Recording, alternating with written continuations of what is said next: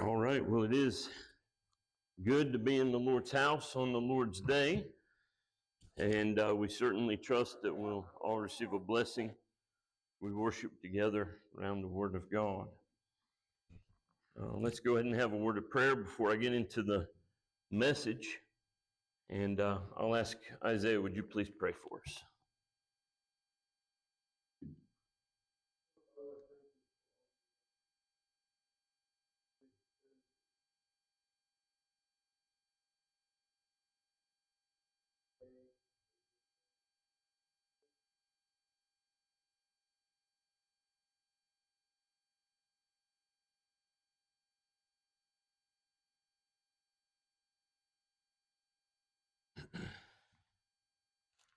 You can go ahead and be opening your Bibles to Romans chapter 1. Romans chapter 1.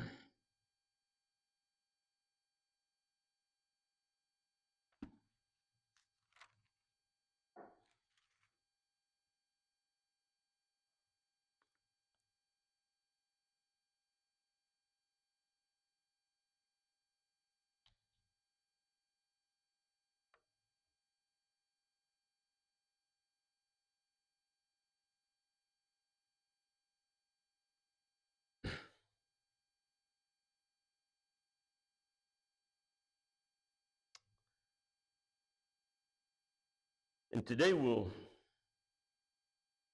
pick up at verse 20. And we're not really doing a verse-by-verse exposition of this passage, but kind of doing an overview of some things here. And I think it's very relevant to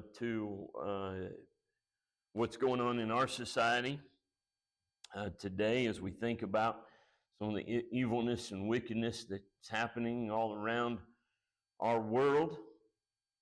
We find that the Bible has the answer to what's going on.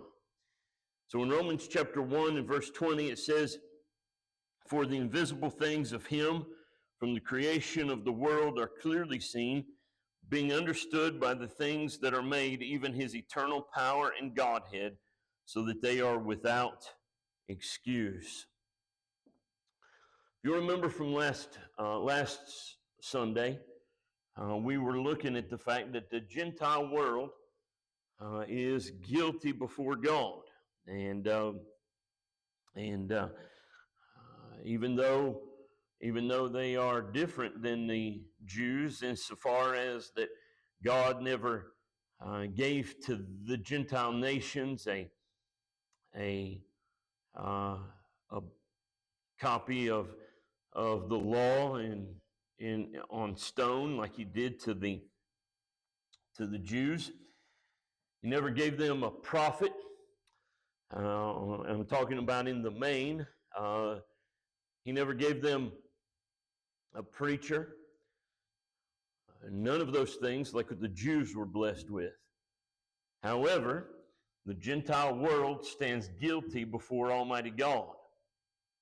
And indeed, as we come to Romans chapter 1 and verse 20, it says, "The invisible things of him from the creation of the world are clearly seen, being understood by the things that are made, even his eternal power and Godhead, so that they are without excuse." Sir Isaac Newton, most famous for his discovery of gravity, wrote an excellent book called Logic, the Right Use of Reason in the Inquiry After the Truth. He said this, he said, "The most beautiful system of the sun, planets, and comets could only proceed from the counsel of an intelligent and powerful being." Indeed, what you find is that we live in an orderly universe. You can go into you can go and you can look up at the stars and you can see the constellations. You can navigate by the stars. You can go to the ocean and be able to predict as you walk up to the beach. You can find tables and charts, and nowadays apps on your phone that are able to predict whether it'll be high tide or low tide. Why? Because we live in an orderly universe. The houses that are built along the coast, they know that they can build there because they know that the ocean doesn't get above that certain level, unless, of course, a hurricane comes or something. But still, very orderly universe.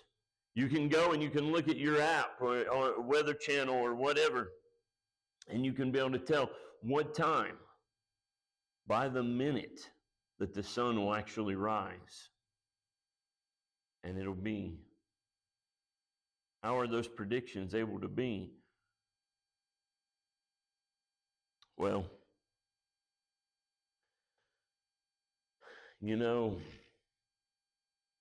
that's a great question. But let me put it to you this way. You visit a building, go see me at my house, or even this building. It's evidence of a builder, evidence that somebody put some work, some time, some labor into setting this up. You won't be able to see him, touch him, hear him, or smell him. But there is evidence of his work. It's not blind faith or a leap in the dark to say that somebody built this church building. It would be craziness to come driving down this dirt road and get to the end of it and say, wow, after millions of years of random chance processes of building,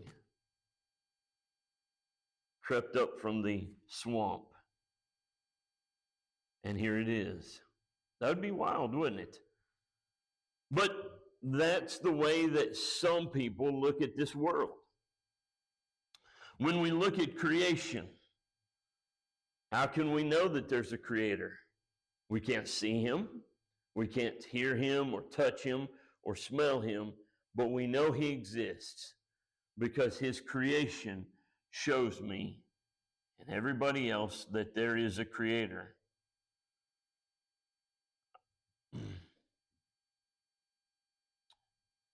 Men and women have been in the world ever since the beginning, and all should have realized that there is a God, even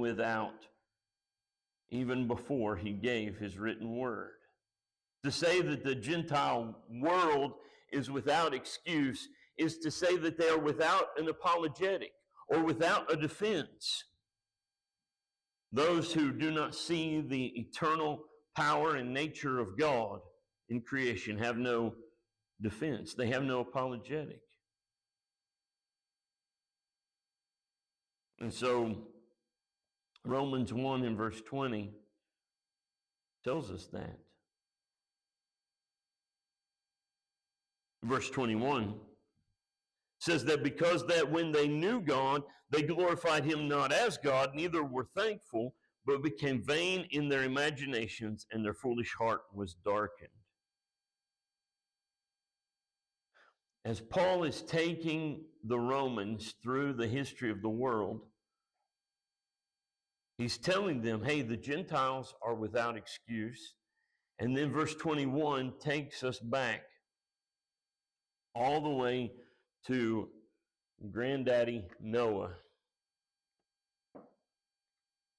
All the inhabitants of the world,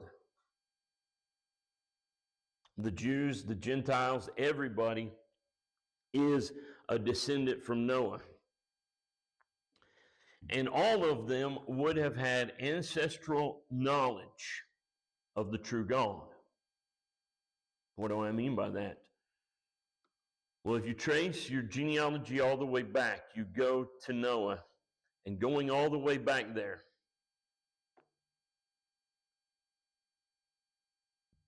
there was a time when Noah was teaching his children, teaching his grandchildren, his great-grandchildren, on and on. But somewhere along the line, what happened? When they knew God, right here it tells us, when they knew God, they glorified him not as God, neither were thankful, but became vain in their imaginations, and their foolish heart was darkened. The Bible tells us what happened here. And indeed, if you go back to Genesis, it gives us that somewhere around 106 years after the flood, when God had destroyed all of the world, except for those 8 who were in the ark, there was a great rebellion. Genesis chapter 11.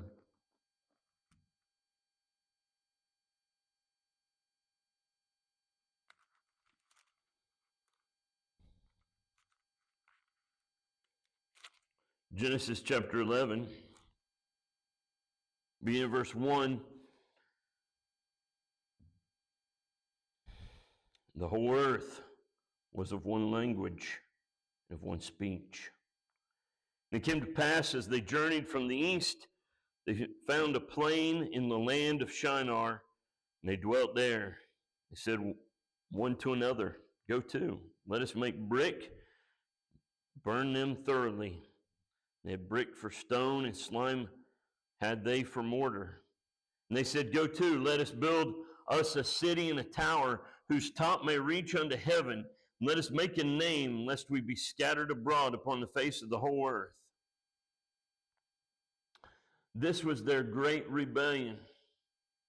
No doubt there was a holy remnant, Noah and Shem, for instance, but they were in the minority. These probably did not go along with what was happening there at Babel, but these individuals, they built a tower to reach heaven, clearly trying to make a name for themselves and in direct rebellion of the true way to get to heaven. When they knew God, they glorified him not as God. You see, they became vain in their imaginations. Their foolish heart was darkened, just like Paul is telling the Romans there under the inspiration of the Holy Spirit. And verse 22, it says, professing themselves to be wise. Here it is.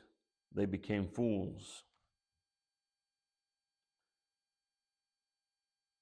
And then in verse 23, and changed the glory of the uncorruptible God into an image made like to corruptible man, and to birds, and to four-footed beasts, and creeping things. As I think about the Tower of Babel, I believe it was probably being used for sacrifice and worship as they were making their way up to heaven. No doubt that thing included images of man, birds, and four-footed beasts, and creeping things, as Paul lists here. Under Nimrod's direction, this system of religion was passed on in the rebellion of the human race as it scattered from there. You who are Bible readers and Bible scholars, you know what happened. God confounded their language. They spread from all the earth. But what happened? As they spread through the earth, astrology, evolutionary pantheism, spiritism, polytheism, we'll get it out in a minute, all of those things was spread throughout the world.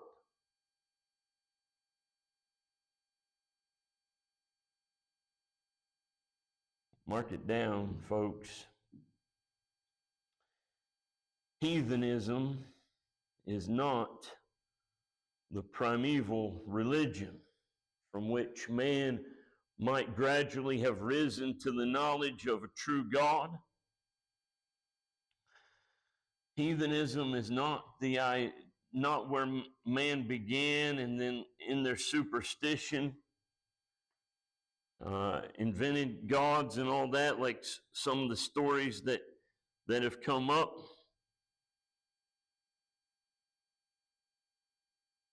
No. They began right, but they didn't end up right.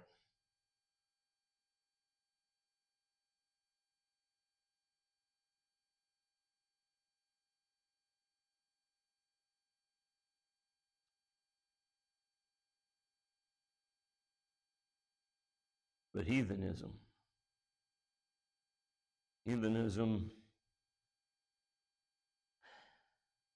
astrology, evolution, polytheism, all of these things, they're not they're not the religions of the wise.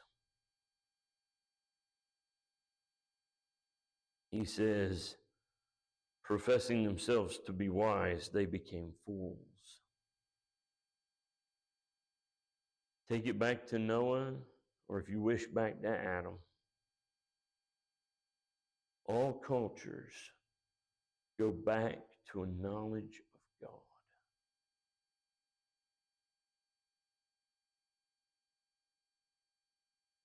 And they stand guilty before God.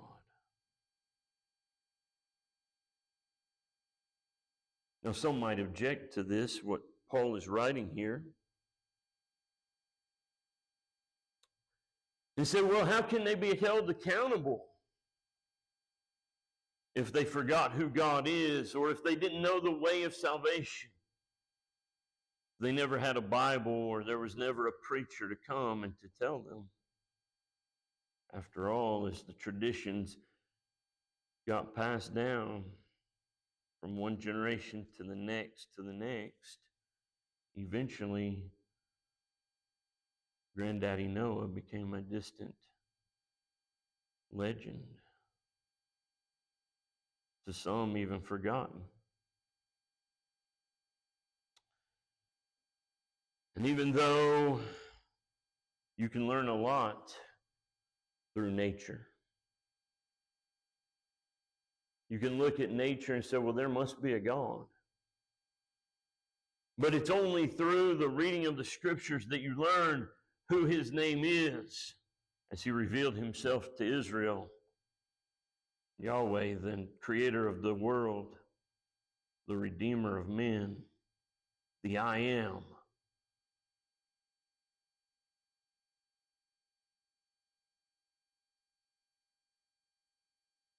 It's only through the scriptures that you learn there's only one way to get to heaven, and that is through Jesus Christ, dying on the cross for the sins of mankind, and that he was buried and then he rose again the third day. None of that is revealed in the scriptures.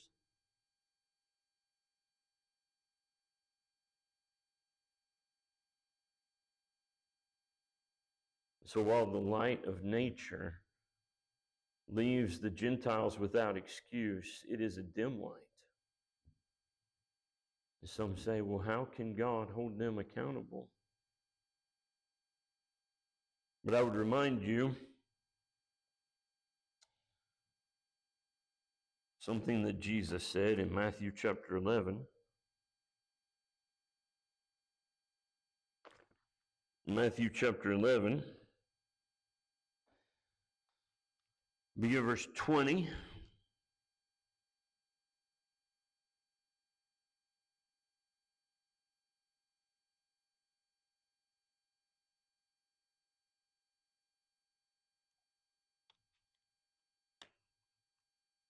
Matthew 11, verse 20, and going down to verse 24. Then began he to upbraid the cities wherein most of his mighty works were done, because they repented not. Woe unto thee, Chorazin! Woe unto thee, Bethsaida! For if the mighty works which were done in you had been done in Tyre and Sidon, they would have repented long ago in sackcloth and ashes.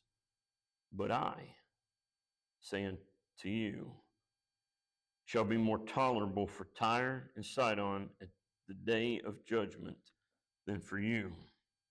And thou, Capernaum, which art exalted unto heaven, shalt be brought down to hell. For if the mighty works which have been done in thee had been done in Sodom, it would have remained until this day. But I say unto you, that it shall be more tolerable for the land of Sodom in the day of judgment than for thee.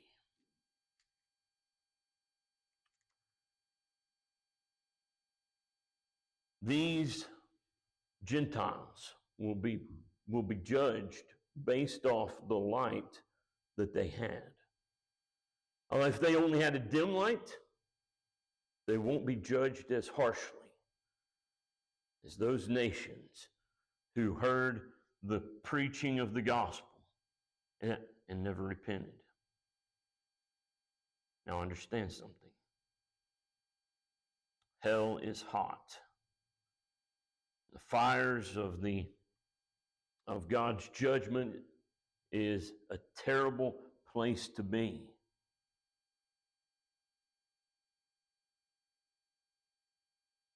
God's wrath is a horrible thing.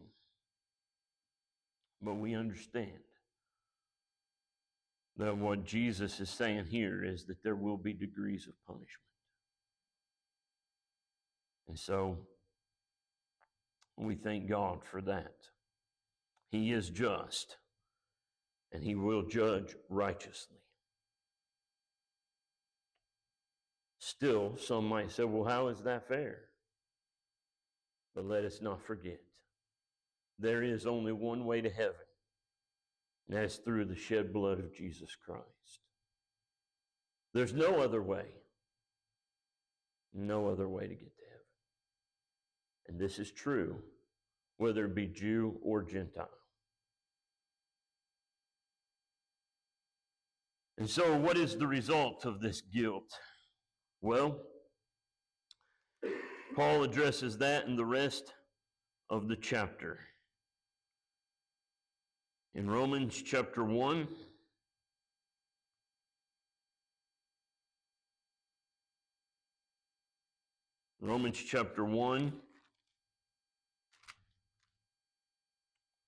verse 24, perhaps one of the most terrible and scariest thoughts in the whole of the Bible, with the exception of Revelation chapter 20, at the great white throne judgment. What we find here is Paul says, wherefore, and God also gave them up to uncleanness through the lusts of their own hearts, to dishonor their own bodies between themselves, who changed the truth of God into a lie, and worshipped and served the creature more than the Creator, who is blessed forever. Amen. For this cause, God gave them up unto vile affections.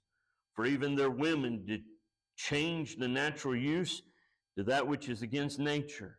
Likewise also the men, leaving the natural use of the woman, burned in their lust one toward another, men with men, working that which is unseemly, and receiving in themselves that recompense of their error which was meet.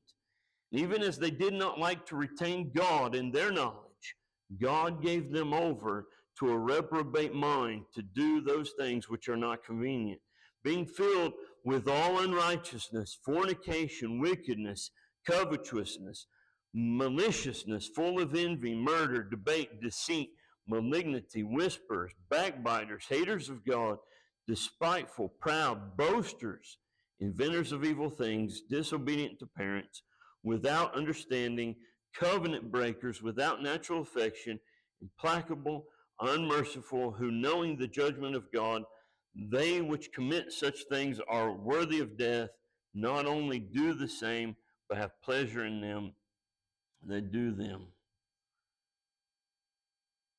So what is the result of their guilt? Well, these Gentiles who forsook God, God gave them up to uncleanness. It was a punishment for their apostasy that God gave them up to the power of sin. Are we not seeing this played out in our own country? Some say, well, I hope we don't see the judgment of God on our country. Beloved, we are seeing the judgment of God on our country. As wickedness and evilness flows through our streets like an open sewer, the filth and the garbage that comes up on the internet and TV freely, and the fact that God's people just sit and watch it and consume it, God has given up on this country. God gave them up 3 times, it says here in the King James, or 2 times in the King James, verse 24, verse 26, and then God gave them over in verse 28. They were caught up in the rebellion, caught up in their sin, caught up in their worldliness, so that God gave them up as a people.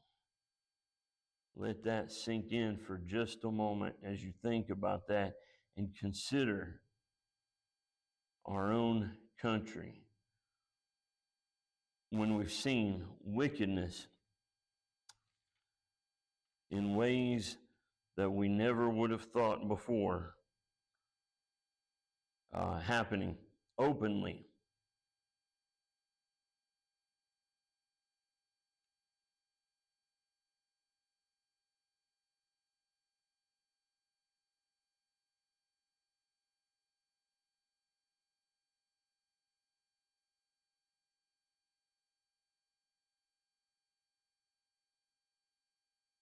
Romans 1 does not stand alone in this either. There are other examples that we can turn to. Over in Acts chapter 14,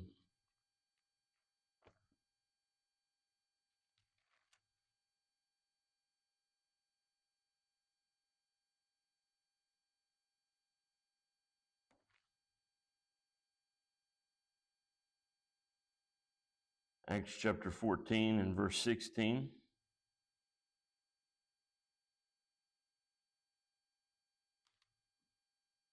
It says, who in times past suffered all nations to walk in their own ways. What's that mean? Who in times past suffered all nations to walk in their own ways. It means, beloved, in the generations gone by, he permitted all the nations to go their own ways. That's what he's talking about. God permitted them. He lifted his restraining hand. He gave them up.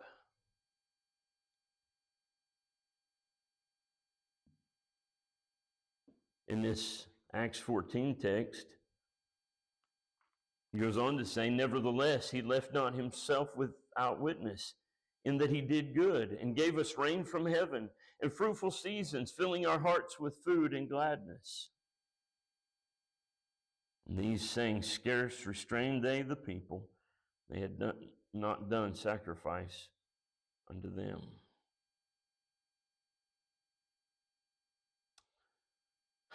God still gave the Gentiles, these people, these rebellious people, rain, fruitful seasons, all of those things. And do we not see it here in our country?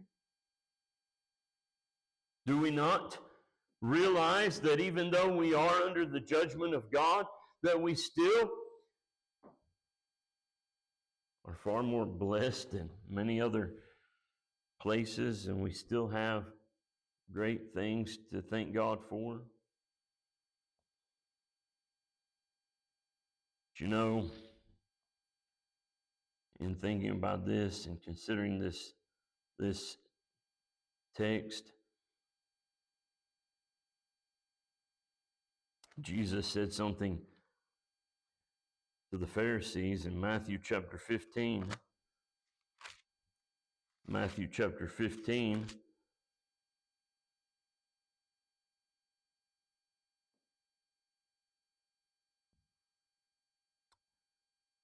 Verse 12. Matthew chapter 15 and verse 12. Then came his disciples and said unto him, Knowest thou that the Pharisees were offended after they heard this saying? He answered and said, Every plant which my heavenly Father hath not planted shall be rooted up. Let them alone. Let them alone. They be blind leaders of the blind. And if the blind lead the blind, both shall fall into the ditch. What is that all about? He gave them up, folks. He gave them over. Let the blind lead the blind. Let them fall into the ditch. This is God's judgment on men.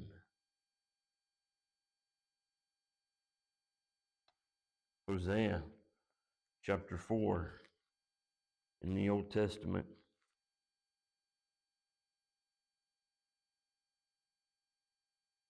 Hosea chapter 4.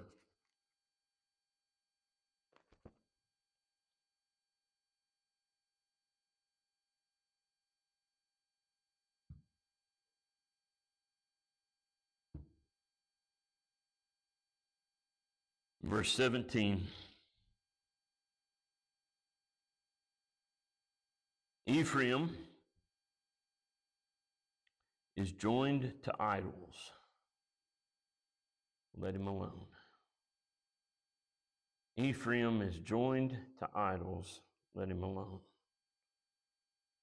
Hosea 4 verse 17 is talking about Ephraim. Who is Ephraim? What's that all about? Ephraim was the 10 tribes of Israel. That's who he's talking about. That's what they were called after the separation from the rest.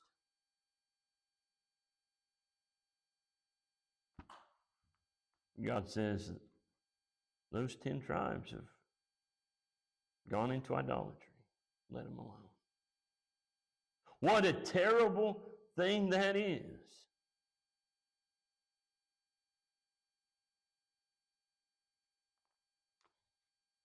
God spoke very plainly in Judges.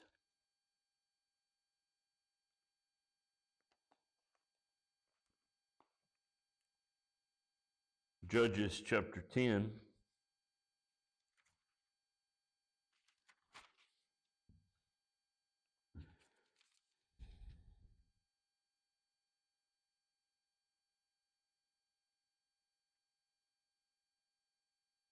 Verse 13 and 14, look at this now. Yet ye have forsaken me, served other gods. Wherefore I will deliver you no more. Go and cry unto the gods which ye have chosen. Let them deliver you in the time of your tribulation.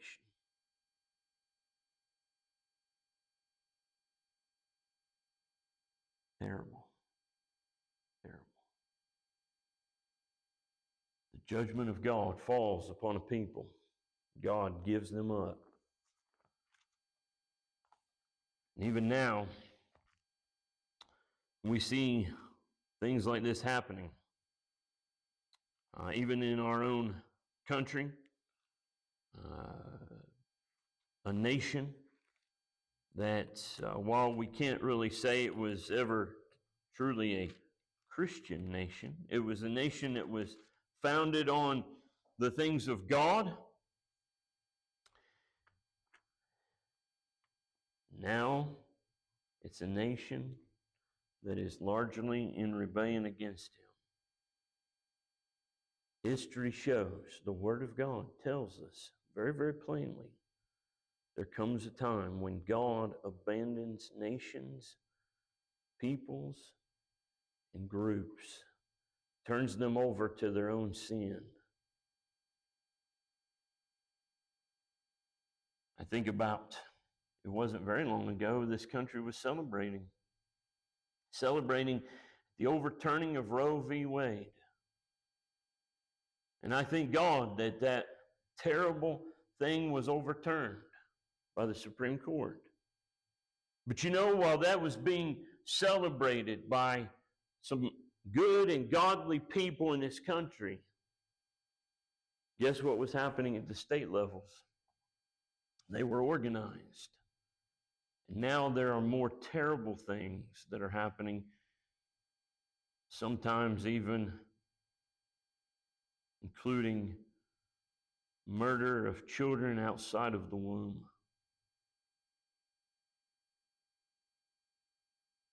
Indeed, the Republican Party platform has been softened on abortion. And so what we're seeing on all of these fronts is that instead of great revivals and a movement in the right direction, we're seeing things going backwards in a lot of ways. Why? Because God has brought judgment upon this country.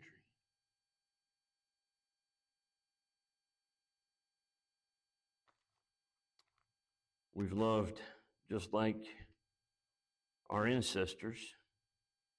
We've not learned from them. As Paul put it there in Romans chapter 1. We read it a while ago, and I'll read it again.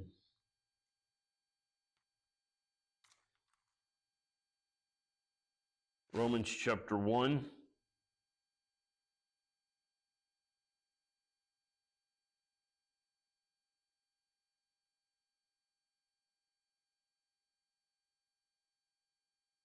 He says, professing themselves to be wise, they became fools. Changed the glory of the uncorruptible God to an image made like the corruptible man, to beasts, to birds and four-footed beasts and creeping things. Worshipped the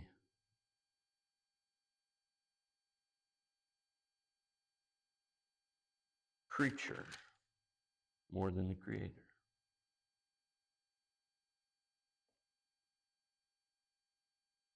And even now, in these times of trouble, folks are looking for a Savior to come in the flesh in the form of a president.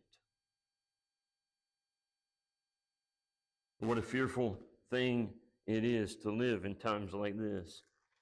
In verses 26 and 27, God gave them up to their vile affections. Even their women did change the natural use into that which is against nature. Likewise, the men, leaving the natural use of the women, burned in their lust one toward another, men with men, working that which is unseemly, receiving in themselves that recompense of their error which was meet. Immorality leads to more immorality until you come to complete madness. And in a world where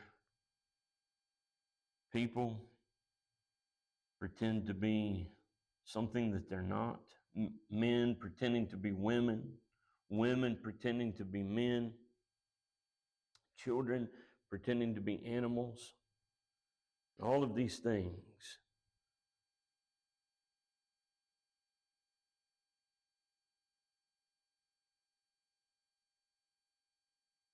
is an illustration of how bad things have gotten.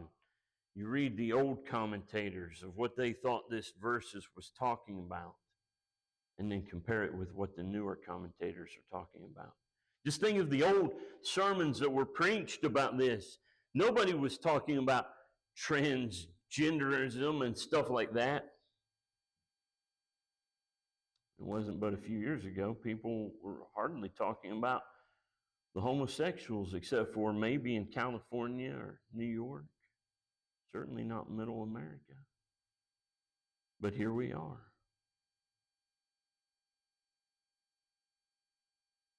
What great thing it would be to be able to just read through this and say, well, this is all things in the past, but it's not.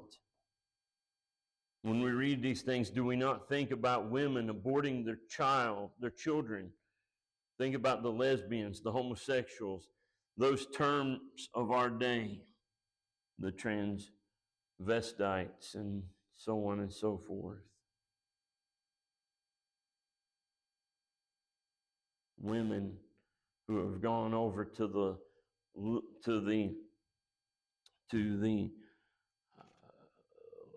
liberal idea, trying to rule over men, and men who are effeminate, and all of those things illustrate how far this country has drifted. In verse 28, and even as they did not like to retain God in their knowledge, God gave them over to a reprobate mind to do those things which are not convenient.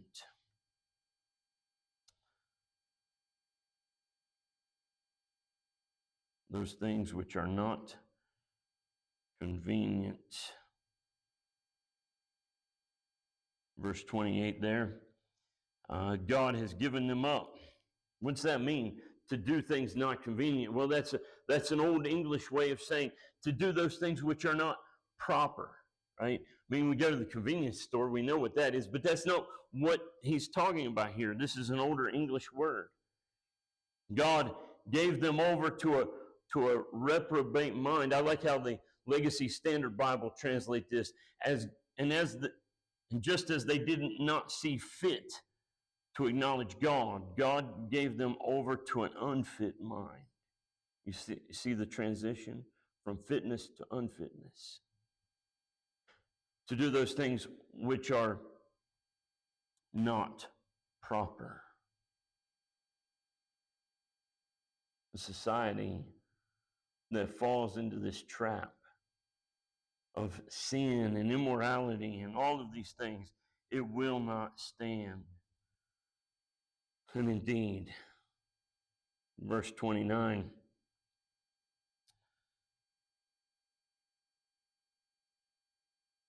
through 31, it says, being filled with all unrighteousness.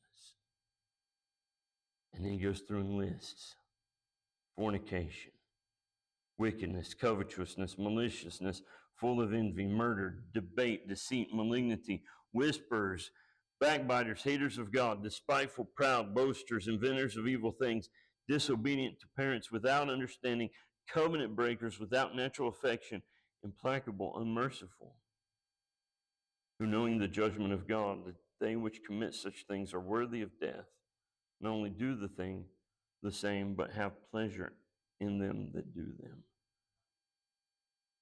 They're being filled. The vices listed here were not tempered with virtues, but rather were alone and uncontrolled, occupying the mind and heart even to overflowing. So unrighteousness carries with it the idea of injustice or selfishness, fornication, any violation of the seventh commandment, wickedness, the inclination to do evil, take pleasure in evilness, covetousness, or as the Legacy Standard translates it, greed. That's overreach, the itch for more, violation of the 10th commandment, never being satisfied, maliciousness or evil, as in the LSB, a disposition to revenge and injury, full of envy, the hate that arises in the heart toward one who has what we cannot have. Murder. I spoke of abortion a while ago, but isn't murder the killing of any innocent? Violation of the 6th commandment. Debate or strife, as it's translated in other versions. It's striving about vainglory and not about the truth. Deceit, contention, malignity or malice, having a desire to hurt others without any other reason other than to hurt them and find pleasure in their suffering. It's terrible what happened to President Trump yesterday with the shooting. You know, there were people all over the internet who were rejoicing in that and being sad that the shooter didn't finish the job. You see, these people have much malice. Whisperers, they are gossips, sowing divisions, backbiters or slanderers, haters of God. What can be said here, but isn't the whole Gentile world guilty? They're spiteful. They're violent. Injury along with insult. I believe that we're going to see much more violence in our country as time goes on. This is not something that should surprise us. It's in their nature. Proud or arrogant, haughtiness, people puffed up with a high opinion of themselves, boasters to go along with that, people who will tell you how good they are and what they've done, inventors of evil things, unlawful evil things being unlawful pleasures. You name it, they will think of it and invent it. Disobedient to parents, the breaking of the fifth commandment, the first with promise. Without understanding, having no moral or spiritual understanding, covenant breakers, meaning untrustworthy, not keeping their word, contracts or treaties. Without natural affection, they're unloving or heartless. Implacable, not willing to a truce, unmerciful, without mercy. This is the list that they're filled with, the Gentile world.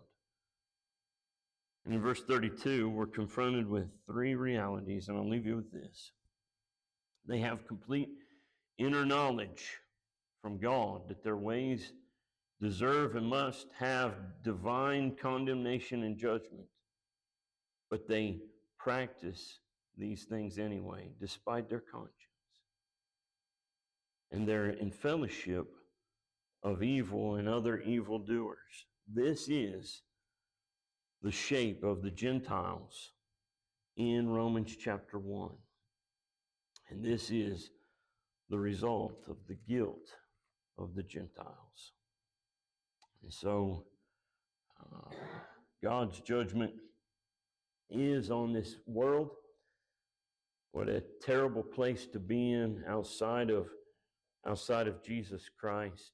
The only hope for the Gentile or the Jew is Jesus. And so that's the conclusion of Romans chapter 1. Let's pray. And Isaiah, will you please pray for us?